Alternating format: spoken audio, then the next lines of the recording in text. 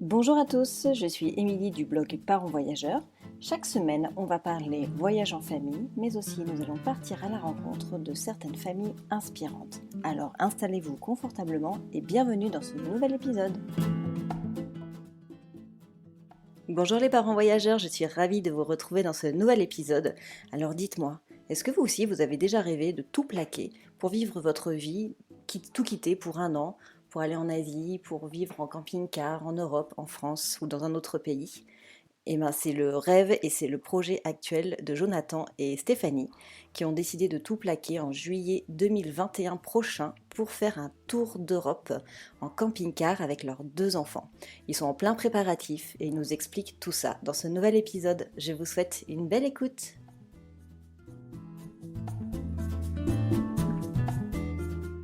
Bonjour Stéphanie et Jonathan, merci d'avoir accepté mon invitation. Je suis heureuse de vous accueillir sur le podcast.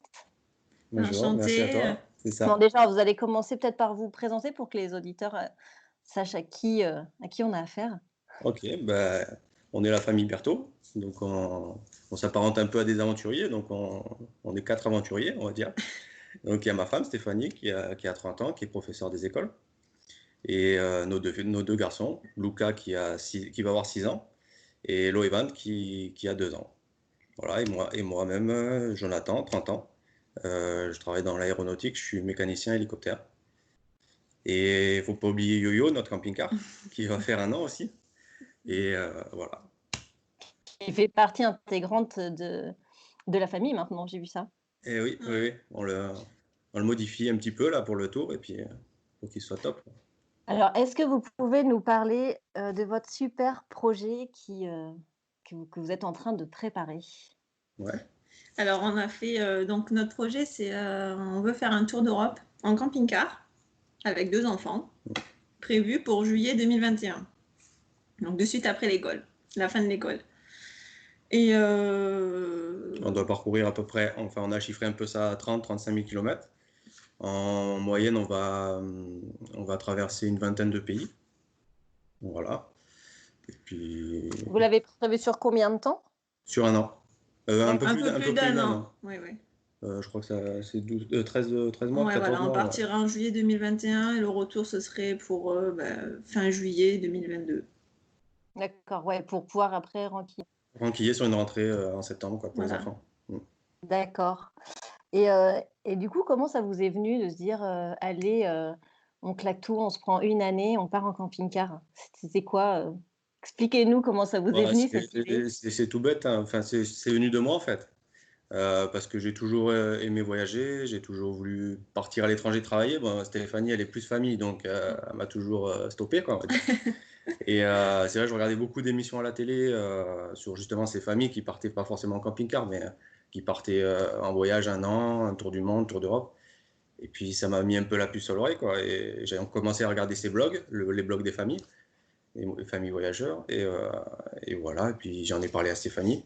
Bon, au début, elle était un peu sceptique, hein, mais je pense qu'elle s'est dit Ouais, qu'est-ce qu'il me raconte. je me suis dit, mais il me fait une blague ou comment ça se passe? Et puis voilà, et puis petit à petit, c'est rentré Voilà, je me dans suis notre dit, vie, quoi. et Et puis, voilà, je me suis dit, mais pourquoi pas en fait? mm. Voilà. Puis on a mis ça en place, tout simplement, quoi. On s'est dit, bon, il faut qu'on vende la maison. Bon, ça faisait pas longtemps qu'on était dedans, ça faisait que 2 ans. Mais on était centré sur les travaux en fait de rénovation sur cette maison. Puis je sais pas si c'est un ras-le-bol aussi, peut-être, hein. Et on a eu envie de tout lâcher, quoi. Ouais. Et puis du coup, on a vendu la maison. Bon, ça a mis un an quand même pour la vendre. Et puis voilà, maintenant, ça se fait petit à petit, quoi. On prépare ça. Voilà. Ouais, envie d'un break, envie Ouais. d'un break après ce projet de maison. Mais en fait, finalement, il s'est passé combien de temps entre le moment où tu as vu ces familles et que tu t'es dit: «Mais pourquoi pas nous?» et le moment où vous avez acheté le camping-car, en gros? Euh, il s'est passé un an, on va dire. Ouais. Un an. Après, le camping-car, ça a émergé bien avant parce que, en fait, on avait loué un camping-car pour un été. Il n'y avait pas encore le Evan qui était né, il n'y avait que Luca qui avait un an.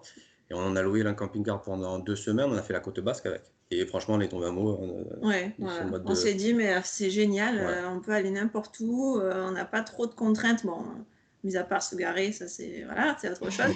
Ouais. Se lever tous les matins avec un nouveau paysage, Ouais. Un de nouveau jardin, nouvelles, on va dire. voilà, Ça nous a plu. Voilà, ça nous a vraiment plu et on a dit, De ce jour-là, on s'est dit, voilà, un jour, on aura un camping-car, quoi. Et après, bon, on a acheté la maison, donc du coup, on a un peu oublié ça. Et puis, c'est revenu quand on a parlé de ça, quoi. Voilà. Quand Quand on s'est dit, pourquoi pas faire un tour d'Europe. De suite est venue l'idée d'acheter le camping-car D'accord. et de tout vendre.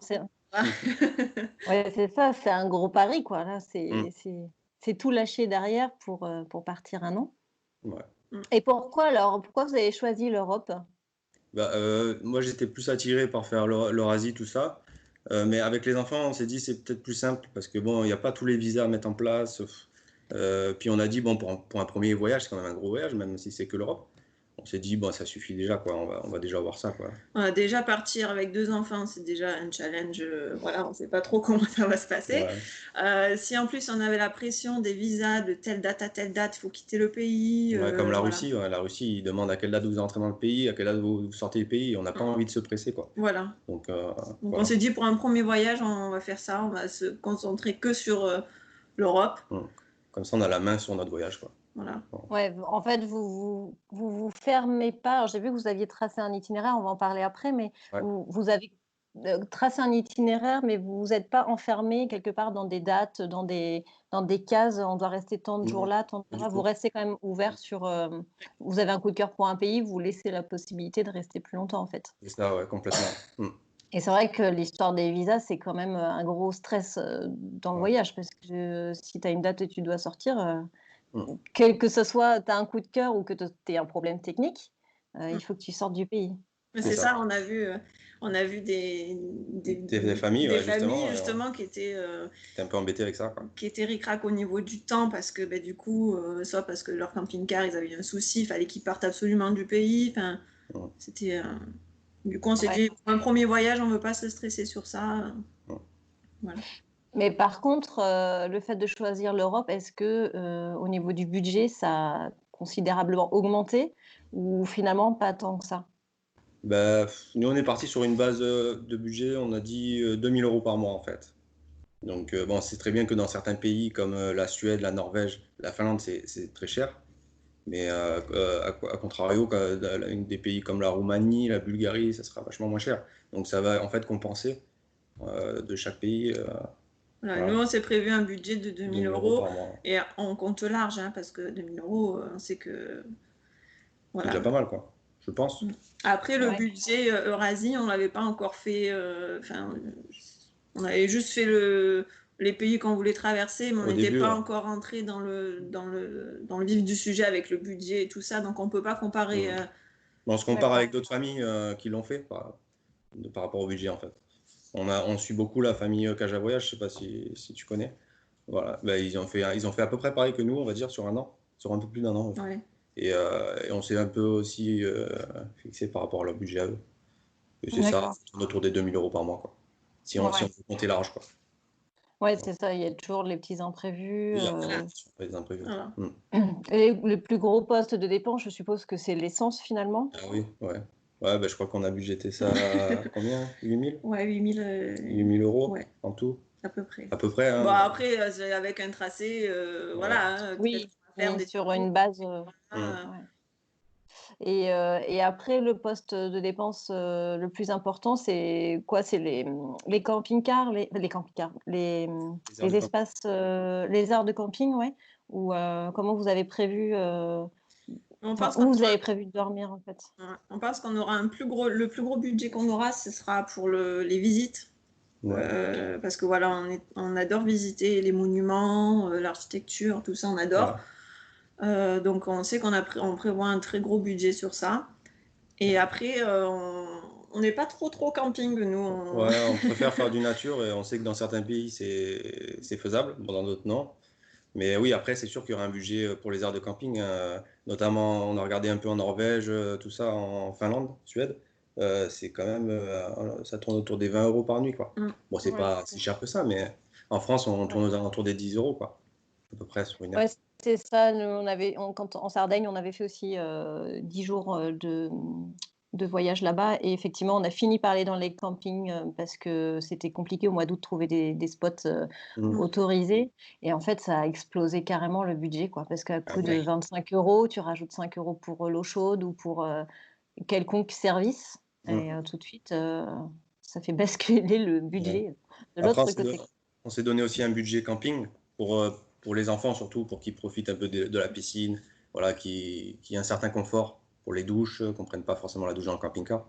Donc on s'est mis un budget camping aussi. Ouais, on s'est dit, on fera 3-4 Ouais, campings ça dans le dépend, mois, voilà, en fonction de ça sera au l'endroit où feeling, on quoi. est.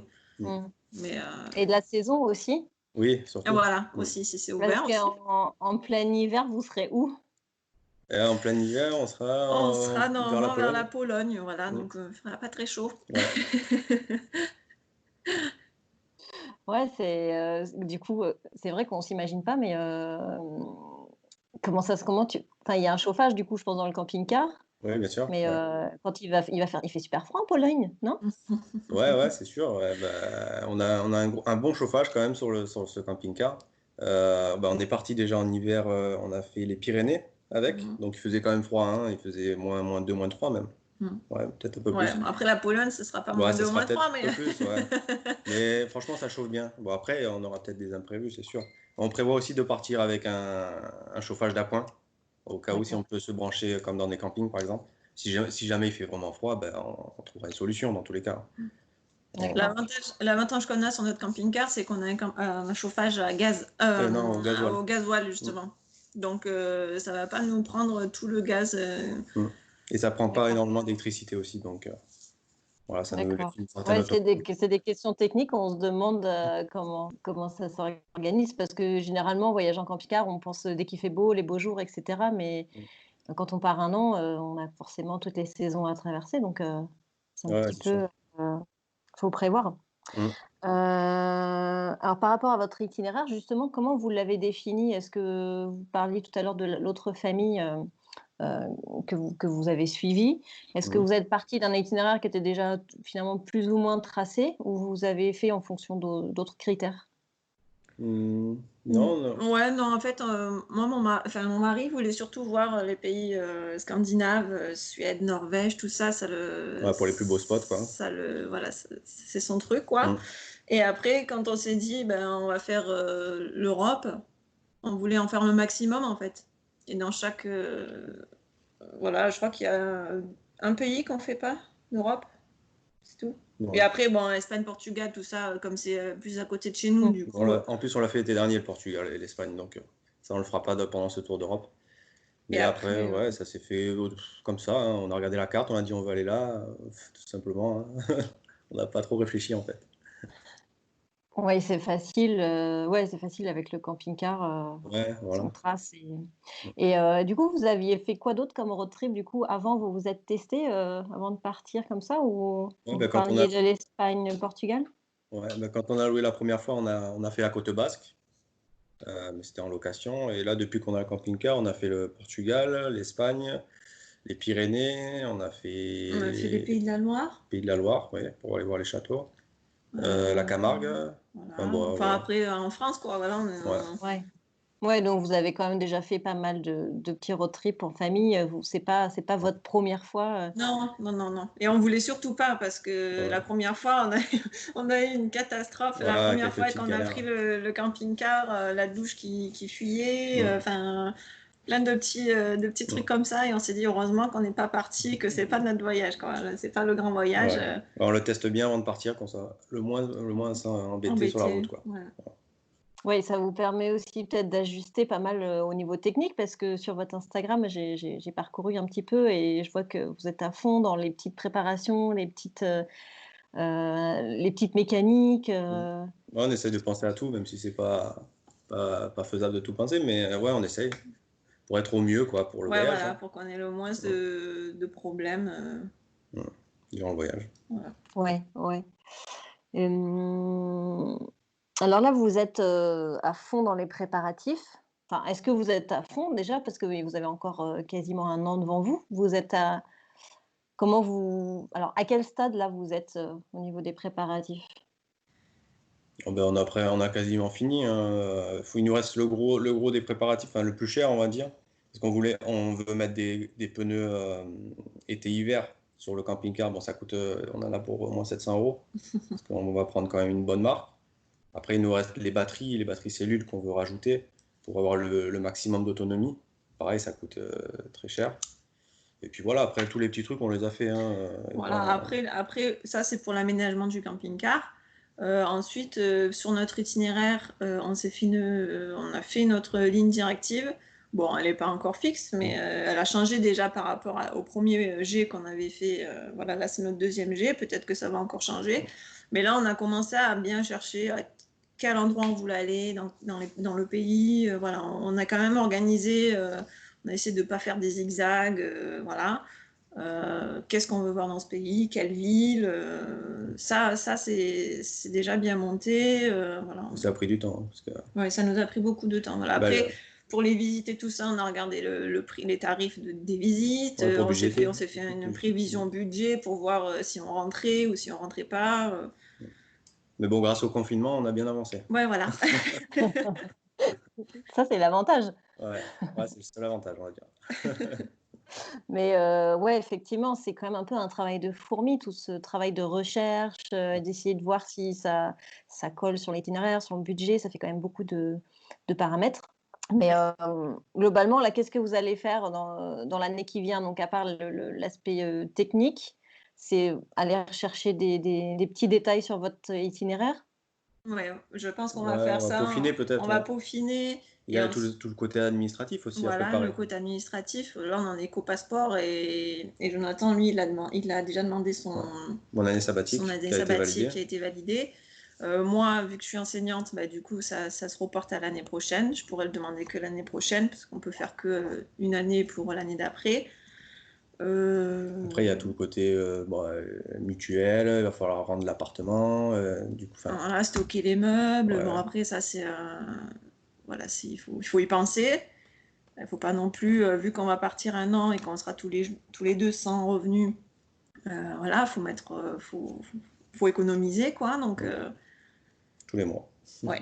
Ouais, c'est ça, en fait, aujourd'hui, vous êtes en train de créer votre budget pour, l'année du départ, en fait. Vous économisez, tous les mois. Enfin, c'est pas, par exemple, sur la vente de la maison, vous avez pas, gardé une partie, pour, le budget, en fait. Là, Ouais, non. vous êtes en pleine, on va dire, épargne pour pouvoir gérer cette année sans revenu.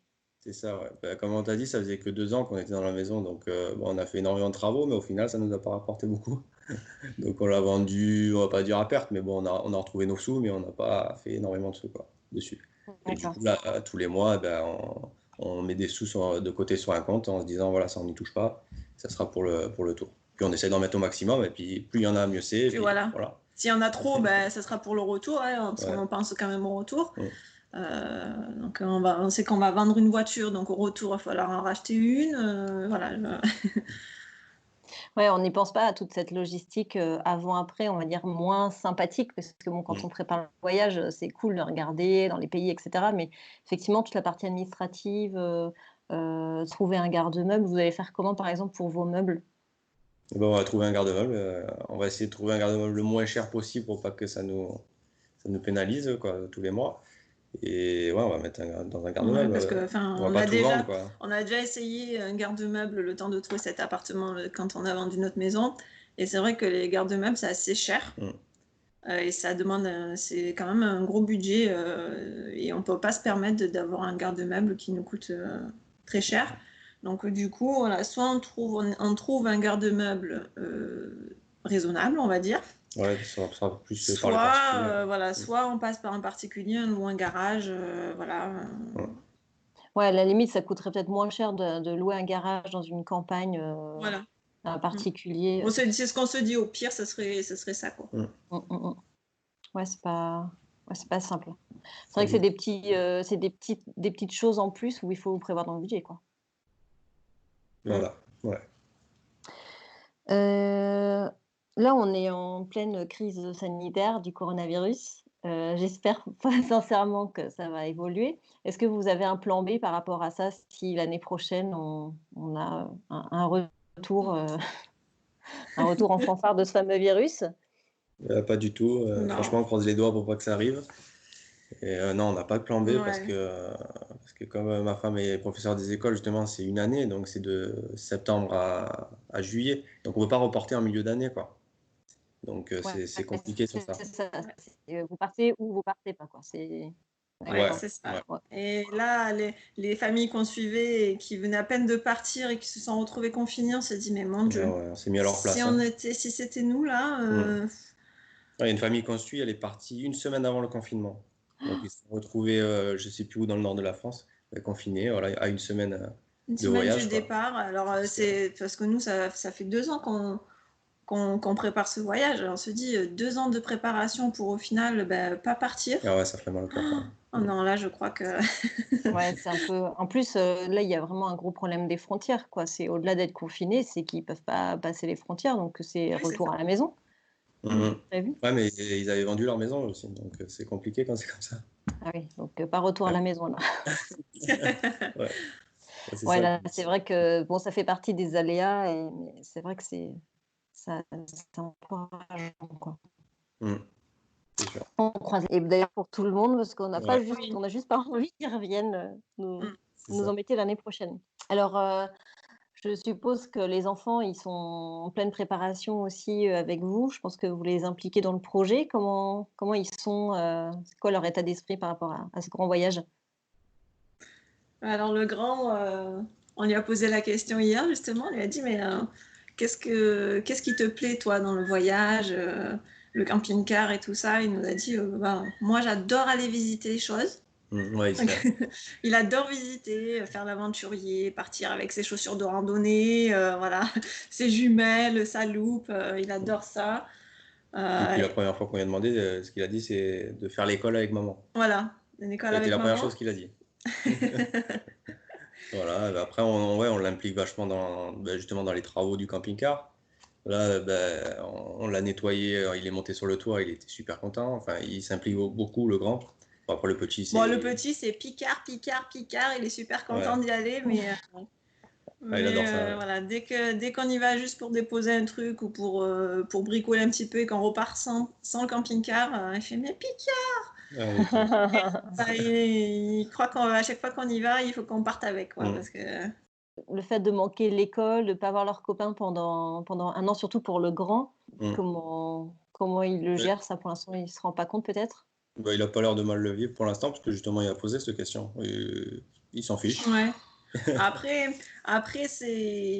on vient de déménager, donc Ouais. c'est une nouvelle école pour lui. Donc bon, il n'est pas encore trop attaché, voilà. Et pour l'instant, les Oui, non, copains, c'est bon, bah, c'est pas grave, je m'en referai d'autres. Et puis Mm. il sait qu'il va se faire plein de copains sur le trajet. D'ailleurs, il a prévu, on a commencé à faire des petits cadeaux, des petits bracelets.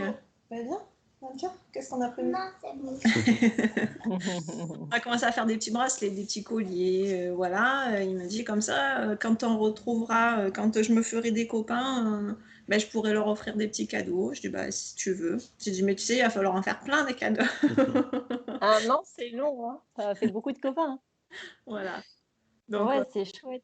Un bon état d'esprit, quoi. Il est partant pour s'ouvrir aux autres, quoi. Ouais, c'est ouais, ça. ben, quand on est parti au Portugal, s'était fait un petit copain espagnol. Ouais. Alors, il parlait pas du tout espagnol, mais bon, ils ont joué au domino ensemble, donc bon, ça n'a pas l'air trop de les déranger. Donc, Ils sont fascinants, les enfants, quand même. Cette Ouais. facilité de jouer alors qu'ils parlent pas la même langue et de Mm. s'amuser, c'est vraiment chouette. Et Ouais. justement, alors, donc, tu prof des écoles, donc, du coup, tu vas faire l'école, à la maison. Alors, comment ça se passe quand on déscolarise les enfants pendant 1 an? Enfin, est-ce que, du coup, tu es obligé de les déscolariser? alors oui, on est obligé de demander l'autorisation en fait de le déscolariser. En expliquant le projet, voilà, que c'est un projet de voyage, etc. Donc en général, c'est accepté. Donc il faut qu'on demande et à l'inspection académique et à la mairie dans la ville auquel il est Scolarisé. scolarisé. Et ensuite, ben, on a plusieurs options, soit le CNED ou soit c'est les parents qui font l'école. Hein. Donc Le bon, programme. voilà, comme je suis enseignante, nous on a choisi cette Cette façon de faire. On ne fait pas le CNED parce qu'on n'a pas de on n'a pas de contrôle à rendre, en fait. tout au Ouais, long de Oui, l'année. c'est ça. le Apparemment, classique. c'est quand même assez Voilà. contraignant, entre guillemets. En voyage itinérant, Mm. Oui, parce qu'il c'est pas ça. il faut recevoir les documents, il faut les renvoyer. Voilà, nous, on a pris la décision de. Puis en tant qu'enseignante, je me voyais pas dire ah ben je prends le CNED. Enfin, Mm. voilà, Oui, logiquement, mais après, je sais pas quel âge tu enseignes, mais globalement, tu es capable de reprendre le programme et puis de refaire un peu tout bah, à ta sauce sur oui, l'année. je suis maternelle primaire, donc Ah voilà. oui, Ça Voilà. sera dedans, quoi. ouais, Voilà, donc, finalement, au moment du voyage, Lucas sera en CE1 et Loévan en moyenne section. mais finalement, ça ne sera pas des vacances pour toi, tu vas faire l'école à la maison. Bah, je suis un peu là-dedans En ce moment, avec le confinement, on fait l'école à la maison et Ça te bon, prépare. ça va, ça se passe pas mal. Après, il y a des jours avec, il y a des jours sans, hein, voilà. Et puis, je me dis que voilà, le fait de voyager, ça sera un ouais. peu la carotte, quoi. Enfin, on fait les devoirs et après, on va Mm. visiter, quoi. Ouais, puis ils apprendront Mm. aussi sur le tas en voyage, quoi. L'histoire de chaque pays, tout ça, quoi. Les langues. Exactement. Mm. Exactement. Du coup, comment tu as prévu? Est-ce que tu as prévu quand même de faire, je sais pas, 2 heures de formel et après c'est que du informel ou, je sais pas, 3 jours d'école et après que du informel? Parce que c'est vrai Bah, qu'ils vont absorber quand même pas mal mm, de contenu dans les visites, etc. ben, je pense qu'on fera 2 heures, 2 heures le temps. En fait, on va plutôt bouger le matin. Donc, pendant que papa conduit pour aller à la nouvelle destination, ben, nous, on sera derrière, on fera les devoirs. S'il n'y a pas de mal de mer, bien sûr. D'accord. Mal de transport. Ouais. Voilà. On s'était dit qu'on fera comme ça. Et puis, comme ça, arrivé, on se pose et on peut aller visiter.